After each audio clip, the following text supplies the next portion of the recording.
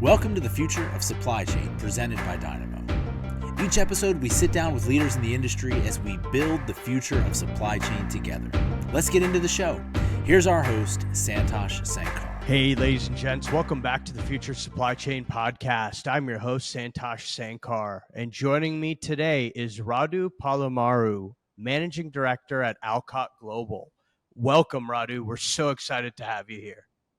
My pleasure, Santosh. Great to be with you today. So, you spend your life thinking about talent, looking for great talent, working with executive teams to find the best people for their organization. And you've also more recently authored a book, From Source to Sold, that covers a variety of topics as it pertains to supply chain, whether that's around talent management, technology, or even global supply chain strategies. So we're going to cover a lot of ground today. But before we jump in, I'd love just to kind of level set for our audience here. Tell us quickly about Alcott Global and what you and the team do. So at the core, Alcott Global is an executive search firm that specializes in global value chain recruitment. So just to unpack that beyond the big words, basically we recruit for very large and medium-sized manufacturing companies. So companies that produce some sort of product, whether it is within FMCG, electronics, industrial, automotive, you name it, as well as we work with logistics and transportation companies, and then the software companies that make both manufacturing and logistics better. So we tend to recruit at C-level positions, as well as sometimes we go down the organization VP level. And Alcott, as the name suggests, is global. We have presence on 5 continents and partners all across the world. So the nature of our search is global. So there's the core business. Now, as you mentioned, some glimpses. We have a book. We have a few other initiatives which we have launched over the time, including we have our own podcast. We have Leaders in Supply Chain Awards, where we award the top 30 global supply chain leaders. And we have a few other things which we do in order to really put a more spotlight on supply chain in particular, and share with the world the good work that supply chain leaders do across the world, because they tend to, in general, be a bit modest, not talk so much about what they do, and sometimes that does translate in less people knowing about the good things. Oh yeah. We've faced certain versions of that as investors in our own right. But tell me a bit more about yourself. How did you get into the realm of executive search and supply chain, or value chain, as you describe it? Yeah, I was a bit smiling whilst you were saying that I spent a lot of time in the world of talent, and for a while, it has been a while now. It's 11 years, but really it was fairly random. So I'm Romanian by birth, from Eastern Europe, the country of most notably Dracula. As well as a few very famous sports players and so on. And at some point, I graduated and I got an internship in Singapore about 15, 16 years ago. Then I proceeded to be a Gen Y, I guess I would qualify myself to be. I changed a few jobs. I ended up doing management consulting, sales, set up my own company, which I failed at. And in the end, somehow I ended up being the first employee of an executive search firm, which was started at that time. And as chance would have it, among the first clients that I had were one was in logistics, a very large logistics company. Another one was in manufacturing. And from then onwards, in recruitment, you get good if you specialize. You don't, well, at least my opinion, you don't get good if you try to do everything for everyone. So from then onwards, I focused a lot of my attention in end-to-end supply chains, operations, and value chain at large, manufacturing companies, logistics companies. So fast forward 10 years later, here I am today. But if you ask me, or in general, if you ask anybody, did I dream of becoming a recruiter? Did I even know exactly what that is before I ended up in it? My honest answer is no. Very cool. there is certainly value in this world when it comes to serendipity and seizing opportunities as they're presented. Most great things you probably can't premeditate as long as you put yourself in a position to be in or around them. So, Looking backwards, you can always claim some sort of strategy, yeah, glory, extremely planned career narrative. path. In reality, I have hardly found much people that have had such a structured career that took them exactly where they wanted to, and at exactly the time that they wanted to. It's always a series of random events, and you making the most of it. Sometimes screwing up, but eventually it ends up well in general. Yeah, agreed. So jumping into talent here, right? We at Dynamo talk about talent oftentimes as a leading indicator for a lot of things. And in part, that's because um, over half of our investments tend to be at what we call pre-seed. You don't have a whole lot of revenue. You might have some, but you don't have a whole lot. And the product is still nascent. The market in and of itself, in some instances, might still be emerging. So we look for talent and the caliber of talent that founders or leaders are able to attract. I'd be curious, looking through kind of this lens of talent, what is your take on the broader state of the supply chain industry? I'd be curious, kind of, are there areas of growth? Are there kind of areas where there's less activity? Are there certain functions that are kind of increasing in importance, or certain competencies that you're recruiting for at an increasing clip versus historic? But really kind of open to kind of what you see in your vantage point here. So by and large, right now we are in a different situation, a quite significantly different situation than we were maybe 18, 24 months ago, when it was an employee market. I think there were plenty of jobs, and there was a flurry of recruitment by companies who couldn't keep up with us sitting at home in pajamas and ordering stuff online, mostly in COVID. Now it's a different situation. Interest rates are sky high, commodity prices are high, also a very high level of insecurity or uncertainty, let's call it geopolitics. We have wars, all sorts of stuff. So it's mostly changed to an employer market. That means that there's a lot less jobs, there's a lot more candidates. In supply chain specifically, companies, or there's been quite a few rounds of restructuring. Now, I wouldn't dare say that everybody's gone through it, but there's been quite a few. And mostly one commonality at the shareholder level, they tend to look at results as compared to COVID, which was an weird time. It was a very good time, but it was weird, right? And it was in many ways, I don't know if we're going to see necessarily in our lifetime a situation like that. So instead of comparing results to pre-COVID, obviously shareholders compare it to results in COVID, which is skewed to a certain point in time, and then they expect companies and CEOs to deliver similar results, which are very difficult to do in a completely different economic scenario that we are today.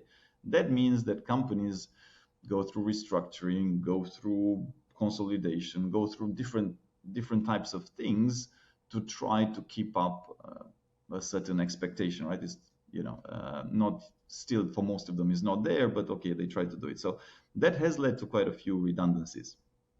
Not to talk also in the tech side, right? So, but specifically also in supply chain side. Now, so that's one, I would say, one commonality.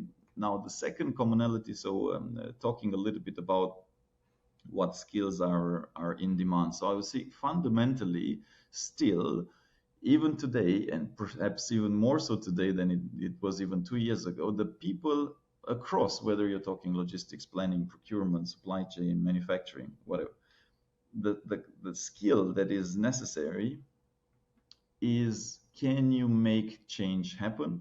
Can you truly transform beyond the buzzwords, right? Take a business that is in point A and take it to point B, where point B is significantly better from a cost perspective, efficiency perspective, sales perspective, customer engagement perspective than point A. That type of talent today is in high demand. And I would dare say it's, I don't know, I don't have the exact mathematical statistics, but is very 2 to 5% of people can pull that off. So if I'm to break it down further, right? So that skill is a baseline skill of making stuff happen and driving change. Then if we break down supply chain in, let's say, the four core model components, right? So logistics, by and large, is not a problem it's not a problem as it used to be in COVID, where prices were just tremendous, right? So I'm not saying that every so often there's a Red Sea crisis, there's different things that are happening, but by and large is not an issue. Is not a huge amount of recruitment. I would say that the area where there's more people needed than there are available is in the area of automation around, whether it's warehouses, fulfillment centers, and obviously the strategy around how do you move your network, how do you build your network. To planning. Actually, I should have started. It usually starts with planning, but anyways, random order. So logistics planning. Planning. A lot of companies have invested in some sort of planning solution. Not all, but a lot, because they ended up with demand was completely off. They couldn't cater to what was coming from us as consumers. So they say, oh, it's a good idea to implement some sort of IBP, SNOP solution, right? I need to get a hold of my planning. What hasn't been done, buying the tech is the easy part in many ways. Implementing it and actually getting returns out of it is the hard part, because that is when on the planning side you actually need to have somebody, back to the what I said, somebody that can drive change. Whoever is implementing it, there's usually one person driving it with a team, right? They have to align stakeholders across supply chain, finance, commercial, you name it, to come together and actually embed the tech in processes on a day-to-day basis. That's not at all easy, as you know, Santosh. And that's where some companies end up where I paid a lot of money, I'm in the middle of an implementation, is going nowhere. And now I have to delay something that was supposed to happen in 2-3 years. It's dragging 4-5 years, or let me scrap this solution because whatever. It was too flexible for my needs, or it's too rigid for my needs. But in actual fact, typically, you don't have the right person driving it. It's not necessarily about the solution. I dare say almost always is not about the tech. So that's on planning, right? Procurement. Well, procurement is a little bit the Achilles heel, because when you have very high commodity prices, having good procurement professionals, but again, not the cost cutters, transactional relationship, let me squeeze my suppliers type. That seems easy. One is not, and it's very short term. You're always going to end up in a lose situation. Those that actually know how to think long term, know also how to use tech, digital procurement type of solutions to have visibility across providers and build relationship and have existing relationship, that's in high demand. And then lastly, if I am to talk about manufacturing, I would say it's never been easier, but at the same time, it's never been harder to have really good Industry 4.0 driven factories. You have the term lighthouse. If you look at the World Economic Forum, they started to award this kind of manufacturing facilities across the world. There's so much inspiration that can be taken, and a lot of these things don't need to cost a lot, because sometimes the limiting belief is, oh, I don't have millions and millions of dollars to invest like the big companies. You don't need a lot of money necessarily, but again, you need those people that can drive, be creative, get teams on board, get them working together. I'll give you an example. One of my clients, I won't name them, they said that I was talking to the chief supply chain officer. They said that Asia Pacific is the most advanced when it comes to manufacturing, and incredibly or ironically, from a tech perspective, is the least advanced. So they mostly run on spreadsheets and Excel, but because the leaders and the team is so good, gels together so well, the processes are so well in place, they run the factories like no one's business. So I would say that's the area in manufacturing. So this is I spoke quite a bit. These are some pointers.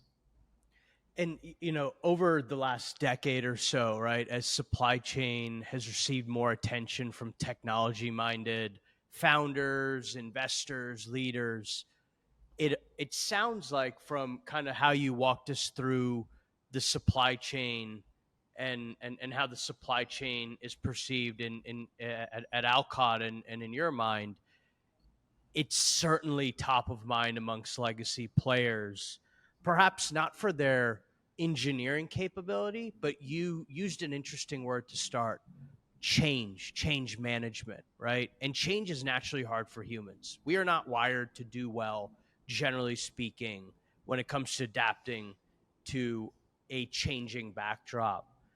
But is there a certain profile of company here that you're seeing aggressively investing in?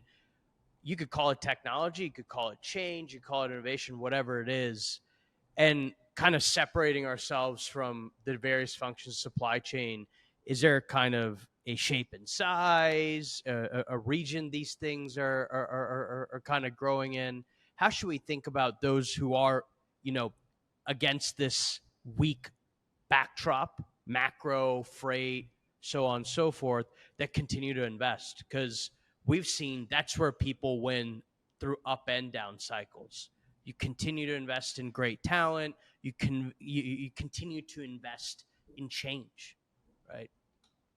So if I need to be a little bit careful with the overgeneralizing, but and I am probably slightly biased. I do sit sort of. I mean, my family lives in Singapore, so in Asia, whilst I do spend a lot of my time on the road, but I do think that by and large, Asia, maybe to be even more specific, even if they're going through some for their own for their standards a bit of a rougher patch. So China and India in the last 10 years with Modi as prime minister, I think there's been some incredible progress that India has made. So I do see a lot of entrepreneurship, fast thinking, fast to adapt, fast to go to market models that have disrupted or are quite disruptive. I mean, if you look at Shein or Temu right out of it, I mean, these are just, or even the electric vehicles, and you see what the Chinese companies have done with the electric vehicle. I mean, it is highly automated, highly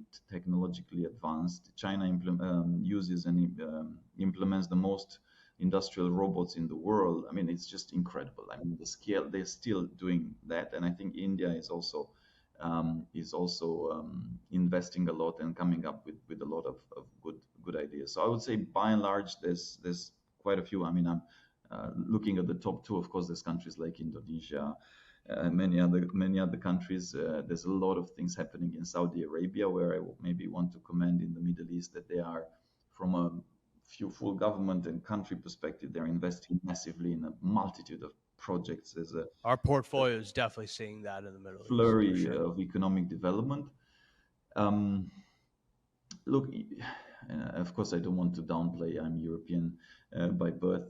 I never want to say that Europe is not doing its thing, but it just seems that perhaps the overall numbers and in Europe, my perception, which may be wrong, is that there's a lot of regulation which is well intended.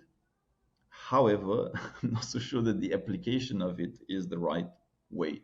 So, governments, put laws on, sustainability and forced labor, for example. I was in a World Economic Forum discussion recently, and there was one company from Europe that says, look, I mean, the government said, don't have forced labor in your supply chain, right? All the way to, it's a company that has tier 7 suppliers. On paper, and both you and me and everybody else, of course, nobody wants forced labor. The problem is that one company, if you just pass the law, but don't give a framework, don't create some standards, don't help companies work together to come up with solutions, how exactly do you expect them individually to pay for that visibility up to tier 6, 7, which, in all fairness, the bigger the company in manufacturing, almost no, I don't know anybody that has it. Yeah, I don't know anybody. So therein lies a bit the problem that I see in Europe, that the government governments in general should get a little bit better in terms of also helping with the standardization and implementation of these frameworks, not just necessarily, okay, let's regulate, but if you don't come up with the back end as well, Enable.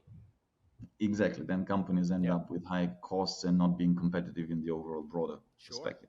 And I think that obviously US has always been extremely at the forefront of creativity, lots of companies and so on. So I would never want to bet against US. Increasingly, I would say LATAM is Mexico is incredible. I mean, the developments in Mexico are mind-boggling, and there's some really cool ideas coming out in Mexico. I would add, right? you sit in Asia and you've been privileged to watch how they have had amazing prowess operationally. They have committed to having a automation first mindset where it makes sense in building their supply chain. And that's something we feel strongly about as people are discussing the rewrite of supply chain for a variety of reasons, sovereignty, security, what have you. We don't believe that supply chains can just come back to the Western nations in the same way it left. Highly manual, antiquated processes that have been around for 100+ years. It does need to be very high tech. And we're seeing some of that enablement here in the US that's kind of spilling over to Mexico and even up north into Canada. But I think that's super interesting, kind of how you've described it. And hopefully is a bit of a tailwind here for kind of North America centric organizations who have North American supply chains.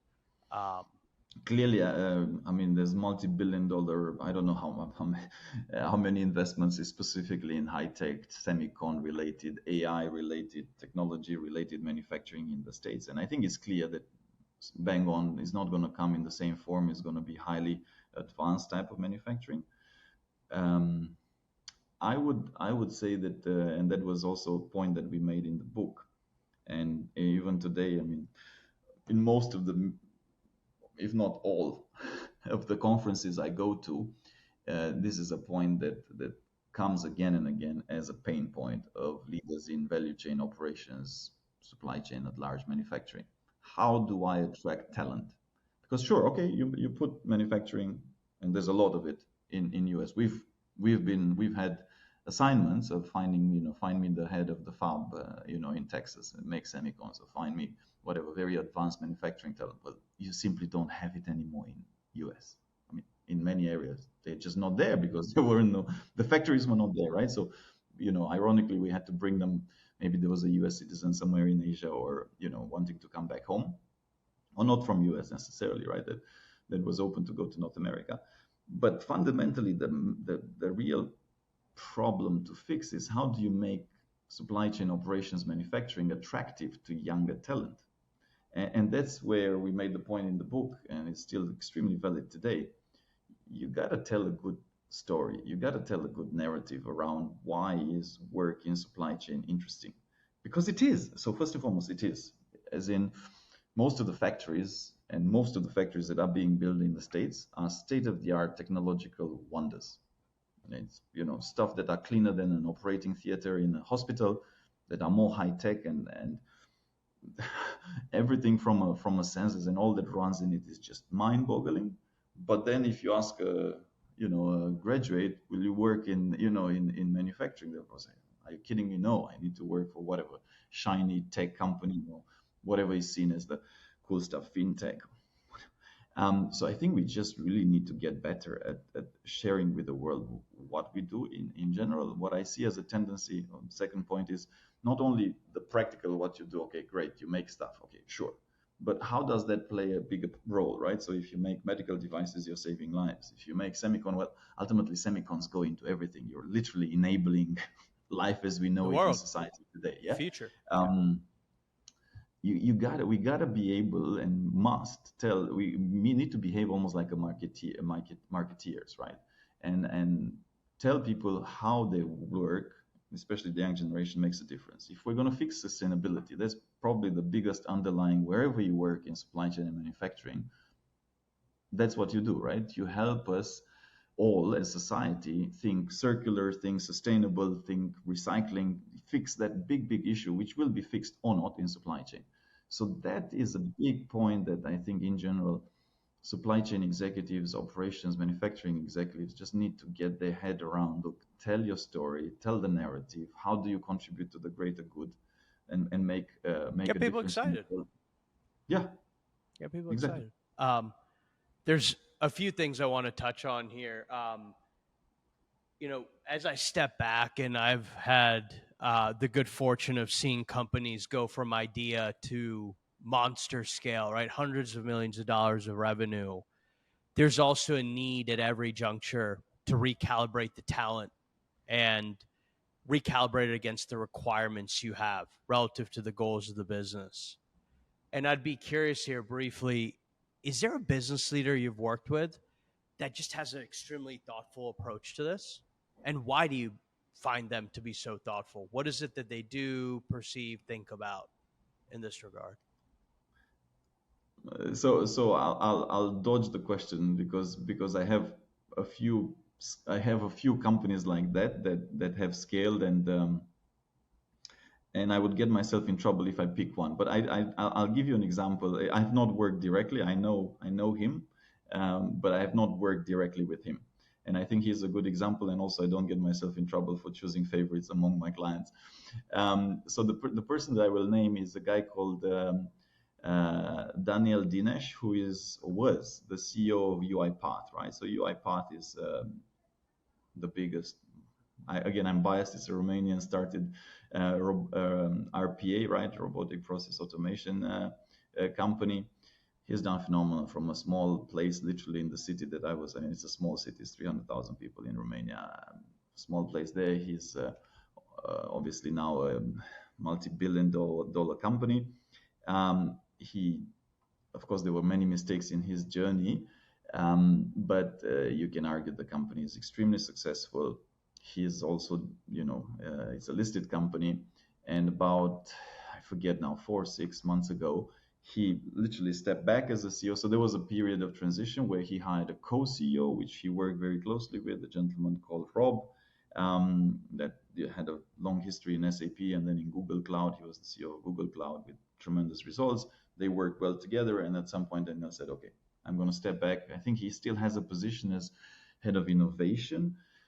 He's obviously the chairman of the board, but he took that step back and let Rob, who is there to take the business forward to the next level.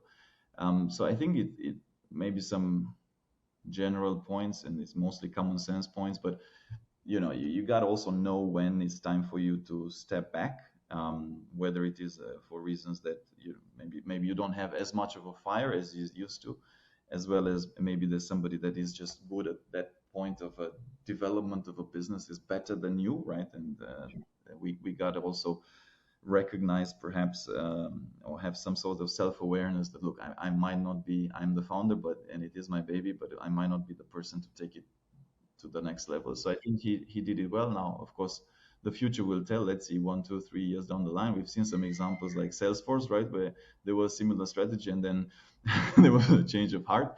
But I would name this as one. And if I am to perhaps make 1 or 2 more points, there's many. You've seen, you invest in these companies. There's so many. The first is highly difficult. It's the most difficult thing. Starting a company is the most difficult thing. It's way more difficult than any corporate job, in my opinion. 2, along the journey, there's so many different milestones, right? I mean, it's one thing to grow the business from 1 to 100 people or 200, whatever. There's a number, right? Then it becomes, the complexity increases exponentially. Then it increases again. So along that journey, it won't work with the same team of people. It just won't, because we humans have different needs, different priorities in life. Sometimes having 2 kids, 3 kids changes things as well. So you gotta have that self-awareness and assessment of, okay, look, do I still have the right team in place? Do I need to make some changes? Am I still the right person to be leading the company, or do I need to make a decision to step back and get somebody professional to do it forward? Well put. I'm going to jump into kind of the world of independent board directors, right? It's an area that most founders or even leadership teams, as they're scaling, right? And, maybe they've unlocked 50, 100, $200 million of top line. Maybe they're even eyeing profitability. They generally don't know a whole lot about it. And I'd be curious if you kind of have a general framework or process that you could briefly share here that would allow people to listen, at least kind of walk away with, okay, I kind of get the general motion now as to how you source or recruit, qualify, interview, and then enable an independent director to be successful in your organization? Yeah. Well, look, wish there was a silver bullet. Not sure that there is one, but in general, no matter how, so even before you need to have an independent or non-executive board, you typically, I mean, I dare say all scale-up startups have some sort of advisory board. So some have a few, some have a lot more people on those boards. Of course, as the need arises for you to have a non-executive board, I would say that at least one or two of the people that have been with you on that journey for a while, you've already seen them and taken help from them and seen the depth of their knowledge, their relationships, their contribution. I would say look into that pool, right? Because it is just a common sense thing to do. Second, of course, a non-executive board is there to protect all sorts of interests, right? From shareholders, from investors, from all this multitude of stakeholders. And it is always wise to, one, make sure that you have a fairly diverse board, in the sense that, of course, it cannot be that all of them are unifaceted. So I don't know, that they're all commercial folks, right? For example, I mean, oversimplifying here, right? You need to have somebody that's stronger in finance, somebody that perhaps is stronger in tech, whatever. I mean, it obviously depends also on the focus and product that your company has. And second, it's common sense that you should take referrals, and those referrals are from the network, from the shareholders, from the investors, from all of those entities. And then make sure that you have, I would say diversity is important, right? Make sure that you have diversity of not only gender, thought, experience, exposure, networks, because that will help you and will give you strength over time versus, let's say, unicultural type of monotype. Monotype of a type of a board. And in all, whilst it is almost shooting myself in the foot, I would dare say that a lot of these board appointments don't necessarily need an executive search firm, unless it's something extremely specific, or you reach a stage where it becomes I don't know, for a specific topic, it becomes hard for you to recruit. Referrals, and the bigger I mean, when you hit 100 million, 200 million, as you know, you're a VC. There's a lot of stakeholders in there that have a lot of different names and referrals that can give you. But the devil is in the detail then, which is, if you have 3-4 referrals, do your ref checks, do informal ref checks, get to know the person, right? Make sure that you can gel and work beyond he or she is super well connected, they're going to get me so many introductions. Sure, makes sense to have them in the board. It's a very simplistic, and I would not recommend that mindset. And I have seen it. He or she would look great on my board. Yeah, but it is beyond that, right? I mean, would they be a trusted advisor? Would they be somebody that would, that would be a great bouncing and sparring partner to take your business to the next level? Yeah, well put. So I'm going to bring us home here with some rapid fire, right? I'm going to make a statement. I want kind of your quick 5-second take. First thing that comes to mind. Ready to go? The ongoing Red Sea crisis. God. All I can say is I'm hoping that there's some sort of a peaceful. So first the war stops, and there's a ceasefire, and somehow I think the situation is just a tragedy from a human life, human loss perspective, human life loss perspective. And second, obviously there's some. Maybe I'll tell a fun, not so fun, but I was talking to a executive of a logistics company, and then they were saying that, look, with one eye, Rad, obviously I'm petrified and I don't like it. With the other eye, for our profits and for our margins, this saved us.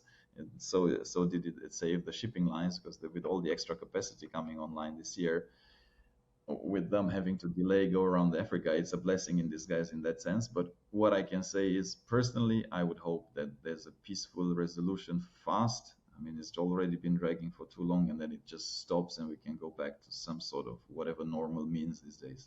Yep. Next up, AI and supply chain. I think AI is the most, one of my friends put it, bastardized terms these days, in a sense that we call AI an Excel, we call an AI a macro, we call everything is AI. So I would say simplistically, if you're not experimented trying out AI, you're dead. Everybody is doing. I don't think anybody is under a rock not doing it. And ultimately, AI will give you a chance to still be in business.